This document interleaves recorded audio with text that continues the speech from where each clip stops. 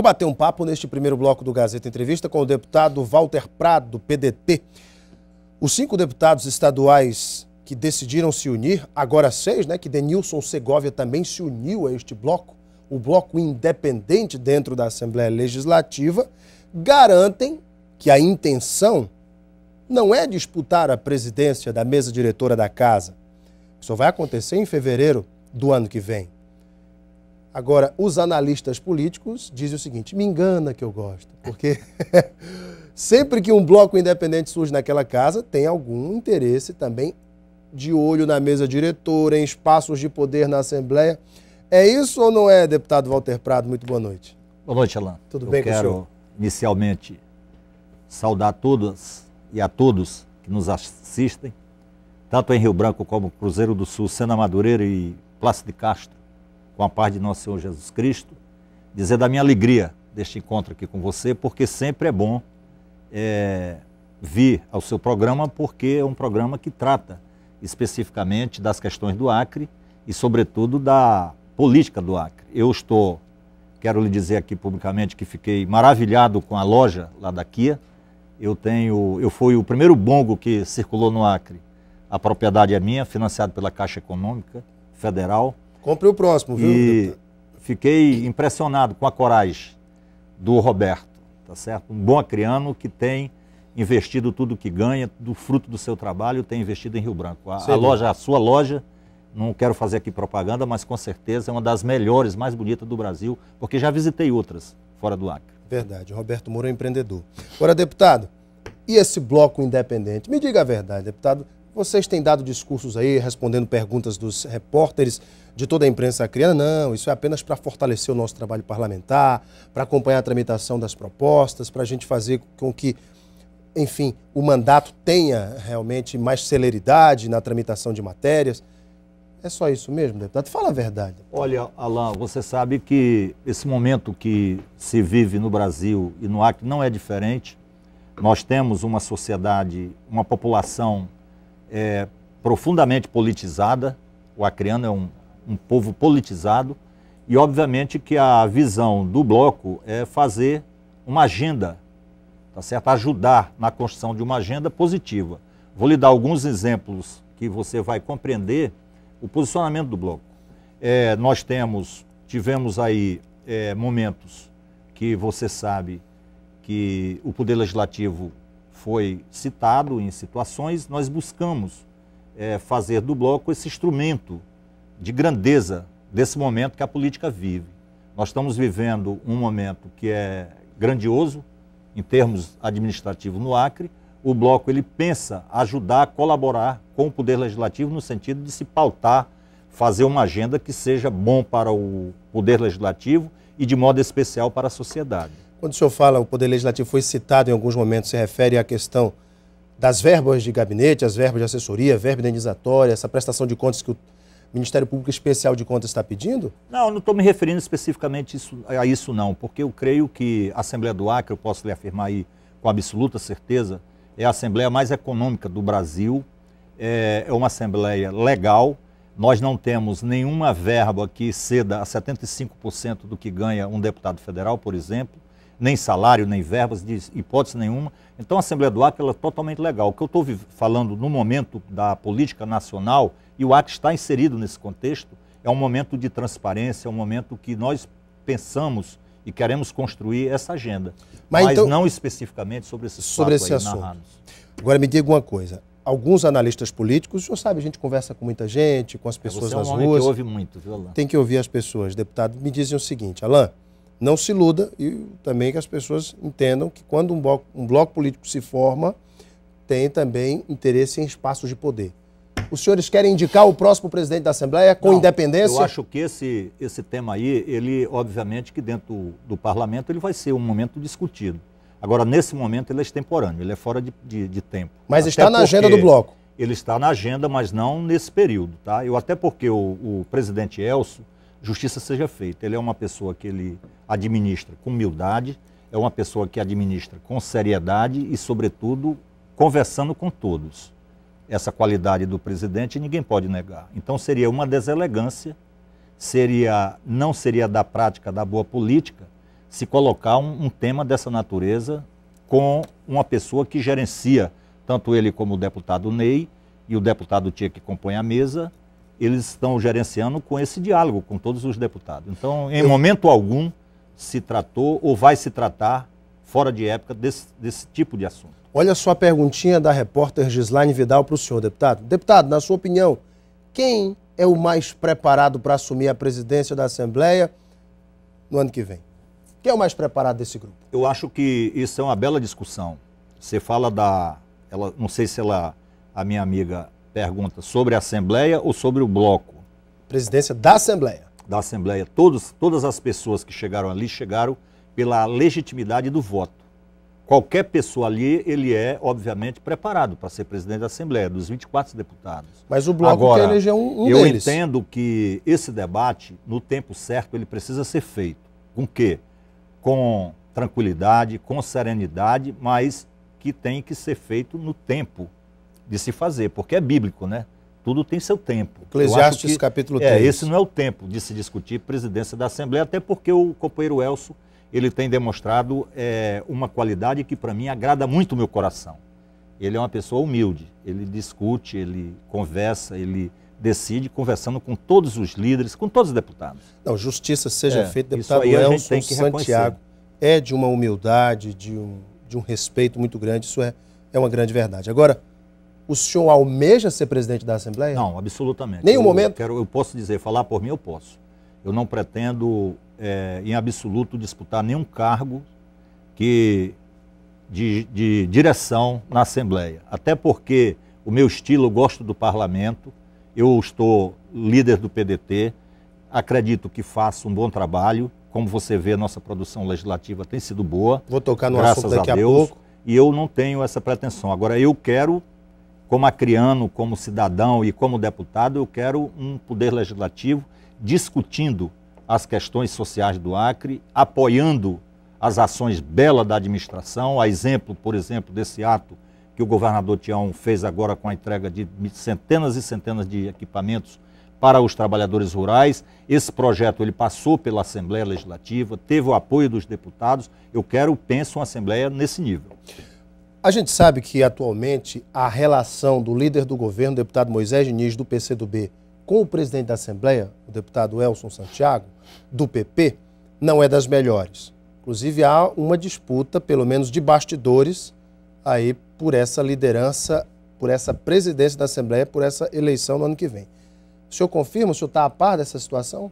Olha, Alain, para ser franco aqui com você e com as pessoas que nos assistem, eu diria que o deputado Elcio é um acriano com compromisso com as coisas do Acre. O deputado Moisés, eu tenho uma convivência com ele de aproximadamente, eu acredito que 25, 30 anos, embora em lados opostos na política, mas é uma pessoa que tem essa compreensão e é um acriano que pensa as coisas do Acre. E eu não acredito nessa disputa que tem, que as pessoas falam, que está tendo divergência, até porque, na minha opinião e pelo convívio, o Elcio também conheço há mais de 30 anos, quando o Elcio ainda era da CONTAG, o presidente Elcio. Quando eu me candidatei a primeira vez, em 1978, o Elcio foi um companheiro na zona rural que já trabalhava a política. E acredito que eles têm compromisso, principalmente tenho convicção disso, e não vejo nenhuma divergência que tenta se colocar vamos dizer, no jornalismo das notícias. Eu não acredito nessas divergências. Acredito que eles sentarão e conversarão, a exemplo do que penso a respeito do bloco. O Fábio Pontes aqui faz uma pergunta. Caro deputado, em todo este período de governo do PT, a base mostrou-se subserviente. Porque agora, em momento de uma oposição ascendente, os senhores decidem criar este bloco. Seria um motivo de barganhar espaço no governo, privilégios? É uma boa pergunta. Uma pergunta que eu acredito que todo mundo quer Está se fazendo, inclusive. E todo mundo quer ouvir o que nós pensamos. Primeiro que o bloco não tem nenhum sentimento de oposição. O bloco ele é composto de pessoas que têm compromisso, pessoas que estão alegres com as ações administrativas. O governador Tião, ele está governando para os mais pobres, que têm mais necessidade, e o bloco não tem nenhum tipo de pensamento dessa ordem. Outra coisa, o bloco, eu, por exemplo, posso falar aqui com absoluta certeza que nós não temos nada com oposição. Nós somos base somos da aliança com o Partido dos Trabalhadores. Mas essa aliança está sendo respeitada, ela vai ser respeitada. Mas os senhores tiveram uma conversa com o governador. Nós fizemos uma visita, inclusive, para dizer isso a ele claramente. Governador, nós não estamos aqui na oposição. Não, o governador é um homem republicano. O governador, ele compreende o parlamento, porque é homem de parlamento. Ele compreende que isso é bom para a democracia. É bom para o Estado e é bom para a democracia. E como é que ele recebeu essa criação? Muito bem, e pelo contrário, ele até incentivou e acha que a Assembleia precisamos discutir a grandeza das questões do Acre. Por exemplo, eu pretendo, como presidente da comissão agora da pedofilia, dos crimes contra a pedofilia, juntamente com o Ministério Público, com o Poder Judiciário e com as próprias instituições, promover uma grande audiência pública lá em Cruzeiro do Sul, onde a gente tem notícia que as coisas são relativamente graves, e essa agenda é que o Bloco pleiteia. Eu vou lhe fazer uma última pergunta sobre o Bloco, para a gente falar justamente dessas agendas, das matérias também. Fala-se que esse bloco foi criado para que os deputados tivessem autonomia de eleger o próximo presidente da Assembleia. O senhor está aqui, claro, colocando o assunto como extemporâneo, mas é uma agenda, como o senhor falou, está na pauta deste bloco. Será que este é o recado que os deputados querem mandar para o governador? Governador, nós estamos criando este bloco para elegermos o presidente do nosso gosto e não do seu. É este o recado que os senhores querem dar para o governador? Até porque o governador é muito sincero com as coisas da política. E eu acredito assim que todos os 16 deputados que compõem a base de apoio do governo e que têm sido corretos, não com o governador, mas com o Estado, tá certo? Todos esses são das simpatias do governador. Eu não acredito que o governador vá ter simpatia pelo nome A ou B. Por quê? Porque ele é um homem oriundo do parlamento. Ele é um homem com posições republicanas. E ele não seria deselegante a esse ponto de ter nomes. Por quê? Porque da base ele tem tido toda a solidariedade, tem tido todo o apoio, vai continuar tendo em determinados momentos, em determinados projetos. Temos que reconhecer isso aqui publicamente, da própria oposição, e o assunto de eleição de Assembleia é um assunto interno da Assembleia Legislativa. Vamos dar o exemplo aqui, era mesmo que a presidenta Dilma pretendesse eleger o presidente do Senado. Você acha que ela vai cometer essa deselegância com os deputados? Mas do mesmo jeito, na minha opinião, é o governador. Uma indicação do presidente ou do governador tem peso. Tem peso, tem. A indicação, ela também já é do parlamento e também é do governante. O governador Tião, ele tem uma relação muito correta, assim, muito sincera, não só com a base do governo, mas com a própria oposição. Deputado, está aqui em minha mão um anteprojeto de lei que prevê a criação da Delegacia Especial de Atendimento à Criança e ao Adolescente Vitimizados. Foi um pedido do Ministério Público Estadual e eu gostaria que o senhor falasse desse anteprojeto. Esse projeto é fruto, Alan, de uma audiência pública, que eu quero aqui fazer esse reconhecimento do trabalho do procurador Carlos Maia, que é o que preside... Responsável, né? Pela Promotoria de Defesa da Criança. Pela Coordenadoria de Defesa.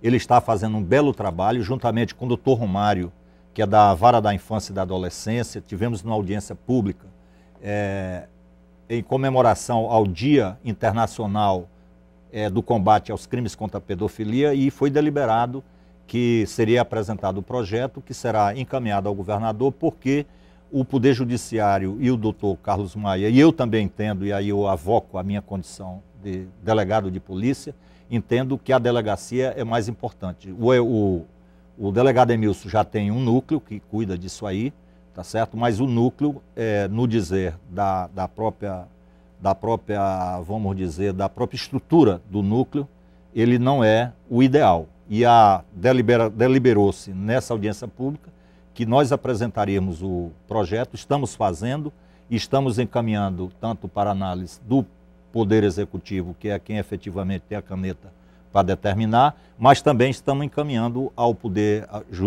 Judiciário, através da Vara, e ao Ministério Público, para que também faça uma análise para ver se está de conformidade com o que eles solicitaram na audiência pública. O senhor, que é o presidente da Comissão de Direitos Humanos da Assembleia Legislativa, tinha preparado um dossiê com toda a documentação fornecida pelos trabalhadores rurais, além de reportagens que circularam em toda a imprensa acreana, para enviar às entidades ligadas aos direitos humanos no Brasil e no exterior com relação à situação dos pequenos produtores na zona de fronteira com a Bolívia. O senhor aproveitou a vinda da ministra Maria do Rosário para entregar esse dossiê a ela? Eu fiz maior ainda essa questão dos brasileiros, que na minha opinião eles estão sendo extorquidos. Já disse isso mais de 10 vezes na Assembleia, creio que mais de 50 vezes. Já encaminhei para todos os locais que possam ser analisados, inclusive ao próprio presidente da República, aqui em Rio Branco, quando ele passou, o presidente Lula, o ex-presidente. Depois ratifiquei esse mesmo documento, encaminhando vamos dizer, a chefia da presidenta Dilma, encaminhei aos órgãos de direitos humanos praticamente todos. Mas a ministra o senhor também entregou? Não, a ministra agora não, porque a ministra, ela não é... Eu não estava aqui quando da audiência dela, mas ela também já recebeu, não em mãos, mas ela já foi encaminhada também à ministra, porque entendemos que esse é um assunto que é exclusivamente do governo federal. O governador Tião, quando teve aqui esse problema, ele deu todo apoio, tem dado todo apoio, mas é um assunto que ele precisa ser tratado nessa esfera federal. A deputada Perpétua Almeida, para se fazer justiça, ela também tem conhecimento desse documento, ela está trabalhando, já houve inclusive audiências, e nós estamos agora aguardando que haja um desfecho favorável. O que nós não podemos é permitir que um presidente desse, que legaliza carro roubado, tá certo? Você não imagina o prejuízo que ele está dando à nação brasileira. Outra coisa, esses recursos em relação aos trabalhadores brasileiros, ele já recebeu. O presidente Lula repassou, através de um convênio à Organização OIM, Internacional para as Migrações, 10 milhões de dólares. Ele indenizar. O que ele fez? Ele fica com dinheiro e manda a polícia amedrentar os trabalhadores. O senhor disse uma frase muito dura na Assembleia, eu vou reproduzi-la aqui, abre aspas para o deputado Walter Prado. Evo Morales é irresponsável e precisamos tomar atitudes para proteger os brasileiros. Ele quer estas terras para plantar cocaína. Não retiro nenhuma vírgula disso aí. Mas porque não há nenhuma necessidade dele. É muito dura essa sua. Mas não é dura, é a verdade. Por exemplo, o Evo Morales é porque as pessoas não querem admitir isso. Ele legalizou todos os carros roubados que estavam na Bolívia. Isso é uma verdade. Tá bem? Outra coisa, e disse mais, eu disse que todo boliviano tem direito de ter o seu carro, mesmo que todo mundo pensa que carro roubado na Bolívia só é do Acre, não, é do Brasil todo. Do Brasil inteiro. Do Brasil inteiro. O que ele fez? Ele legaliza para cobrar, para receber um valor pela legalização, mas ele incentiva as organizações criminosas de roubo de carro do mundo, do Brasil todo. Então é uma pessoa que ele está tratando os brasileiros dessa forma. Outra coisa, o preconceito não é só contra os trabalhadores, não. O preconceito hoje é contra os estudantes que estão lá na Bolívia, é contra os comerciantes. Um dia desses nós tivemos o caso de um comerciante... Foi expulso praticamente. Que foi expulso e expropriado dos seus bens. Teve seus bens tá bem? Tomados. E o pior é o seguinte, ninguém faz nada. Ninguém faz nada. Que ali eu vou para Brasília, eu estou juntando tudo isso aí, eu vou para Brasília e vou me posicionar lá em qualquer lugar, numa praça, para dizer isso para a nação. É porque Evo Morales já tinha tomado as refinarias da Petrobras em 2006, o presidente Lula na época não fez nada. Não fez nada. Outra coisa, pegaram o dinheiro e deram. Não indenizou até hoje, eu não conheço nenhum brasileiro que recebeu 1 centavo dessas indenizações. E conheço muito que foram expulsos. Muitos que foram expulsos. Eles não expulsaram ainda ali de Capixaba, porque ali o povo está, os trabalhadores estão organizados. O senhor acha que o governo brasileiro, através do Ministério de Relações Exteriores, do Itamaraty, da própria presidente Dilma, deveriam tomar uma atitude mais dura com relação aos bolivianos? Já deveriam ter tomado há 4 anos atrás. Colocar o exército na fronteira, esse tipo de coisa? Há 4 anos atrás. Já deveriam ter tomado. Mesmo, deputado? Mesmo. Pode ter certeza disso. Porque essas extorsões estão ali, para quem quiser ver. Só ali em Capixaba você vai ver as pessoas sendo ameaçadas. Agora deu uma parada. Esses dias, graças a Deus, deu uma parada. O exército andou por lá, entendeu? Fez umas ações por lá, embora não tenha sido dentro do território boliviano, mas deu esfriou um pouco. Ainda como presidente da Comissão de Direitos Humanos da Assembleia, o senhor apoia a campanha do presidente da OAB, Florindo Poeste, de boicotar as compras em Cobirra? O senhor apoia esse boicote? Eu acho que tudo que se puder fazer para demonstrar ao Evo Morales que ele não pode estar fazendo isso com os brasileiros, que tratam eles tão bem aqui no Brasil. Você vai aqui no calçadão, está cheio de bolivianos vivendo tranquilamente, eu não sou contrário. Eu acho que nós somos uma nação que temos a nossa característica. Agora, por exemplo, lá na Unali, essa questão dos haitianos, o padre Crispim mostrou lá, quer dizer, ele deu um show, a nação brasileira, através do Acre, ela deu um show de solidariedade. tá certo? De respeito.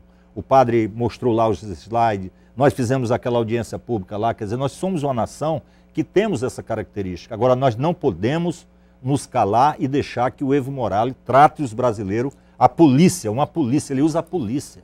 Ele não usa os mecanismos institucionais de uma presidência do Brasil, ele usa a polícia armada.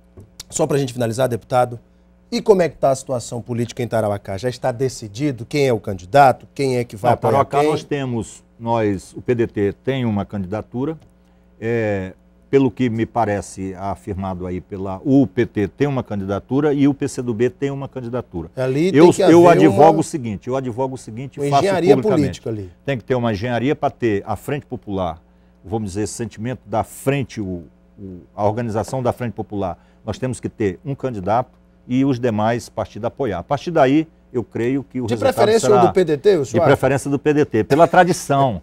20 anos de mandato, é sempre o vereador mais votado, um homem de bem, um homem que é fiel ao projeto e outra coisa, um homem que conhece, tem a sabedoria da voz rouca da rua, dos trabalhadores, dos pobres, um homem sem ligações com grupos empresariais, então eu acho que é uma boa candidatura. Gente, eu conversei aqui com o deputado Walter Prado, do PDT, deputado. Muito obrigado pela sua... Eu quero lhe agradecer, tá? E dizer aos amigos e às amigas que esse é o pensamento do bloco, tá certo? Esse bloco, nós não temos líderes no bloco, deixar isso aqui claro. O bloco, ele quer pensar a grandeza da política do Acre. Muito obrigado. Prazer foi nosso, deputado. Daqui a pouco nós voltamos para a sequência do Gazeta Entrevista. Até já.